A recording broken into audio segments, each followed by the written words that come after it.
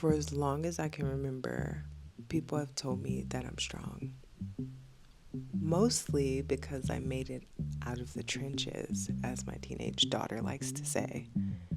But I grew up rough, made decisions that a kid should never have to make, trusted the wrong strangers just to escape home, moved across country because it felt safer than staying where I was, and somehow, by the grace of God, I survived everything that should have stopped me. And sometimes I wonder, why? What was all of this shaping me for?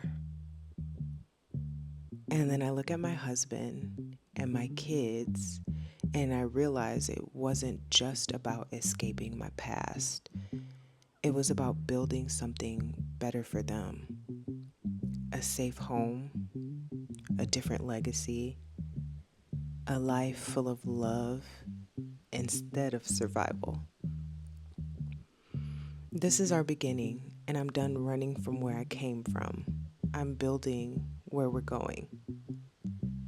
Join me for the ride. This is gonna make you want to laugh. Okay. What did Santa do in this vegetable patch? And this vegetable patch? What vegetable patch? Just a vegetable. In his vegetable. He hoed. He hoed. Ah!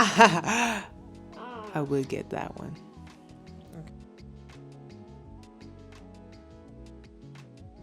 All right, y'all. So we are home from church, but there was a book of the Bible that the pastor brought up, and I don't know. I just felt really compelled to read it. Luckily, it is only 6 chapters, so we can really just get through this in one sitting. So I'm about to read the book of Galatians, the epistle of Paul, the apostle to Galatians. So I'm going to read this and just see what I receive from it, I guess. Just obviously God wants me to read this, so there's something in here for me. I just have to find it. Alrighty. So I finished reading the book of Galatians, and I'm going to tell you the biggest thing that stood out to me. So Galatians chapter 1, and remember, I'm reading from the NIV version. So it goes, am I now trying to win the approval of human beings or of God? Or am I trying to please people? If I were still trying to please people, I would not be a servant of God. You know, I think a lot of my problems, and I'm going to just call it what it is, my mental health struggles, I won't say a lot of it, but part of it, especially in the professional space, is that I am trying to please people. Like, not in a sense that I let people get away with things, because let's be honest, I'm the boss. You're not about to get away with nothing you ain't supposed to be doing. You know what I'm saying? But people pleasing in a sense that if someone likes me, I'll go further. If someone agrees with what I'm doing, I'll go further. I'll make more money. Something like that. I don't know. And just in general, just worrying about what someone's going to think about me, what someone's going to think of my kids, my parenting, my home, my clothes, my cars, my shoes, my job title, like it just becomes a lot, and it becomes so overwhelming to the point that it's like such an unbearable weight. And listen, like it's so unnecessary. It's so unnecessary because we should not be looking to please people. We should be looking to please God and fulfilling our purpose that He has called us to. I'm gonna leave y'all with that because I ain't no preacher or nothing. Not a preacher, but just kind of sharing something that I learned that's helping me get through the season that I've been in this house for 3 months.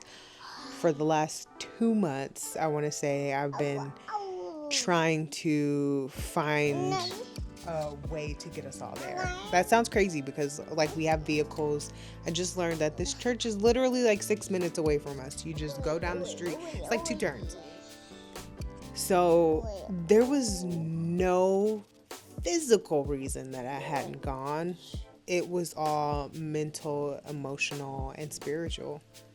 We did it, and it was a great church. It was a great service. Galatians 2. Then after 14 years, I went up again to Jerusalem, this time with Barnabas. Son. I took Titus along also.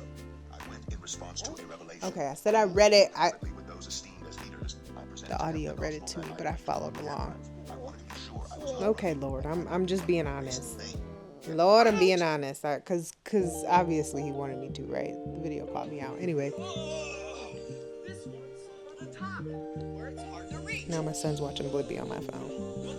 Hey, why you take my phone and watch Blippi? For so long, I've been weepy, overwhelmed, and sad. But I'm changing that now. Here's to fighting for my sanity and for my family. I spend so much of myself building processes and fixing problems, pouring into coworkers and even strangers, trying to hold everything together. But lately, I feel God pulling me back, calling me to work on me, so I can raise my family up in His name instead of drowning in the noise of the world. Because He already shown me my purpose, my husband, my children, my home. That's where my focus belongs. And I'm learning to be a good steward, a good wife, a good mother, and a good friend to them, the people that God trusted me with. Alright guys, so I just finished editing the video you guys just watched, and I realized y'all don't even know who I am, at all.